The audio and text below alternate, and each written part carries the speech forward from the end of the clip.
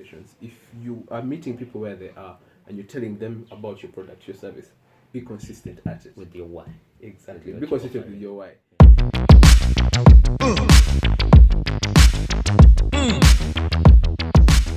Hi everybody, welcome back to another episode of Dan and Josh.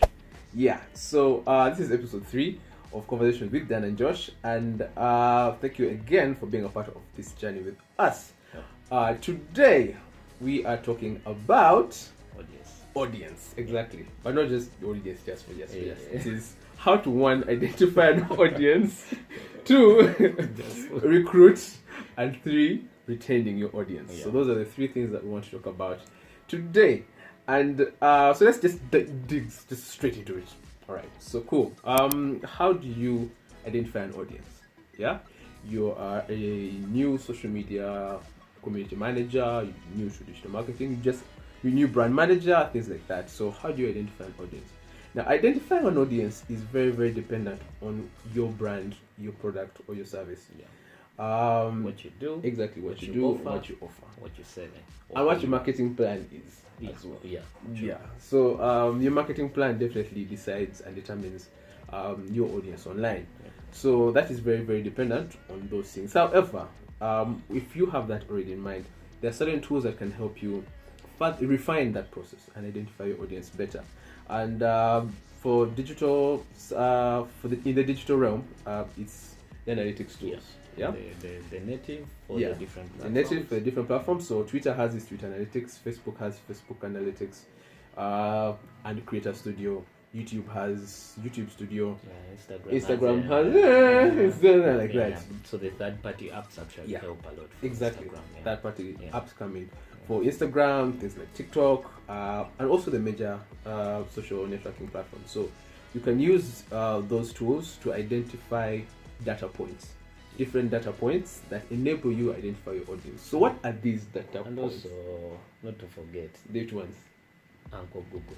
Yes. Uncle Google. Uncle Google. So you can look at a similar business and actually get some data stats on what such similar businesses look out for or who they communicate to online, so that you can kind of replicate. It's a great resource. It's a great resource, and it's free. The parts of business. Okay, the data is not free. Good to note. But it's the cheapest resource. Yes, cheapest resource, and it has a lot of data on there. So when you have all these things, you identify data points, and these data points are in the form of your audience age, their gender, their locations, where they are, things like their life stage, are they single, are they married, are they in high school, university, are they divorced, things like that. Their interests, how often they engage with your brand. If it's on social media, how often do they engage with you? Or similar brands. And then similar brands. Actually, now that's the thing that is recent, and it's very, very key. Identifying what other brands your audience interacts with. It enables you to understand, first and foremost, who your competition is. But secondly, allows you to know who can you partner with, who can you work with to satisfy your audience, but also gain on your end. True, and it's also not a crime to copy. You just have to be smart. I mean, it's like a great campaign is one where you look at different things, pick out what you relates with your brand, then apply. So it's not cut and paste. It's cut, paste, edit.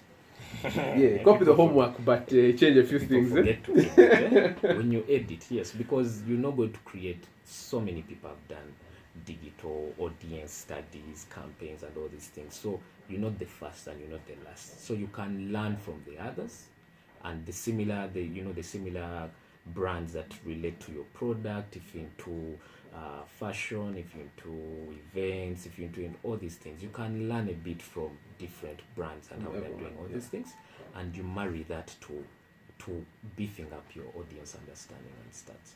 Exactly. So how do we recruit? How do we recruit? Well, recruiting, it's not okay. Not like for the military and stuff. Like recruiting is you inviting them in, you're inviting your audience to join you on this awesome journey. Yeah, consume your product, test out your product, use your service.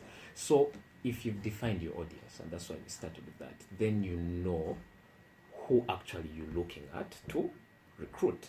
If your product is best for a younger audience, 18 to 25, you have not narrowed it down. Then what does an 18 to 25 kind of person do? Where do they consume their most of their time? Where do they spend most of their time? Or where do they consume most of their information? Then that's where you position your brand. If most people between the young audience use a lot of mobile, so you have to do a lot of things around mobile applications and mobile kind of optimized platforms and campaigns. But if they are, kind of working class, they cut across between desktop and mobile. So you have to position your product. So your campaigns, you recruit based on the data sets, based on their interests, you plug into that based on where they spend most of their time, and then you give them the why, because you might show up with your product, but it doesn't fit in with their life. So if you're looking at a campus and you're providing food, then fit into their eating routines. They like something quick, they like something quick to go by. They are very price cautious. Yes. So you have to then tweak your package to a price. Then the convenience, he's on the move. He wants to eat, go to a bar. He wants to eat, go to do coursework. He wants to eat. He wants to pack a meal for the sweetheart. So convenience. Exactly. Yeah. Meet them where they are. Yes. Don't make them come. Exactly. So that's how you recruit. So meaning you show how your product or service fits into the life of your customer or audience. That by that you're recruiting. So how your product feels, how it's packaged, how it's applicable in their lives, how they can use or benefit from it, how convenient it is for them, so that then they don't go out of their way, but actually they plug in, so you become part of their lifestyle. So then voila, you've recruited. I think so. Yeah. The other thing, retaining is another game. Oh yeah. No, it's one of the things to get someone's attention. Yeah. Another thing to keep it. Yeah. And retaining people's your audience's attention is okay. I don't want to say it's easy because it's an entirely it's a job. But I think it's job. actually hard. It is harder to keep them, because you can do a blast to get my attention, but then how do you keep their attention? Yes. Yeah. But key pointers for you to note: if you want to keep people's attention, retain them. Be consistent with your communications. If you are meeting people where they are and you're telling them about your product, your service, be consistent at it. With your why. Exactly. With Be what consistent you're with your why. Yeah. What you're offering, be consistent with it, but then also offer extra value. Yeah? Yeah. Offer something a little extra for guys to know that, okay, so this person came to me with this. Yeah. And I liked it. But then a year also, later, a they year have later, more they have features more, and and they're offering me more and more Yes. services. So I'm glued. Yeah, you you're know. glued, and you leave people asking themselves, what new thing are these guys going to give me? Yeah. Exactly. And I like them, so I can't change. You see, Yes. even when someone pops with something they're sure, you're still going to come up with To come up something with that is something. relevant for them. So it's not about how many you reach out to, is after the recruitment, how many then you can retain. And that is very important, because then the cycle continues. You will always be recruiting and retaining and losing. Yeah. You The get losing it. bit is always Yeah, there. it's always there. So you're recruiting, retaining, and losing. So your communications have to then, follow the cycle. There are times you're trying to recruit. There are times you're retaining. There are times you're trying to bring back the lost guys. Yes. Back to recruitment. So that's kind of the feel. Exactly. So that's what you do with your audience. When you get your audience, keep them entertained. Keep them there. Keep giving them value so that they will return. Because that is how you continue making money. Yeah. With your what business. I think. And Exactly. they become your ambassadors. Yes. You They know, become ambassadors word and of they mouth. share your message.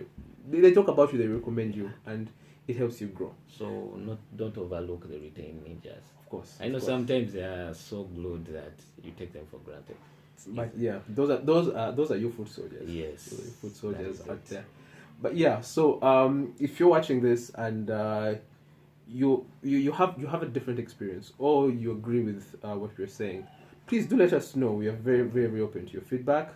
Just give us a few comments. Yeah. Drop the comments in there. Drop your feedback, follow, subscribe. Exactly.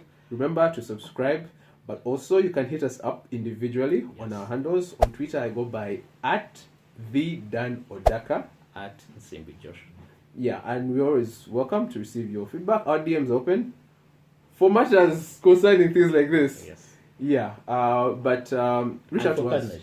Oh yeah, for partnerships, Yeah. most definitely Yeah. partnerships. You want us to come and highlight you? Yeah, you have things some like that. exciting things you're doing in digital, man. We already Yeah, want to. we would like to know. We'd like to work with you if you have some stuff that you're doing. So yeah, hit us up.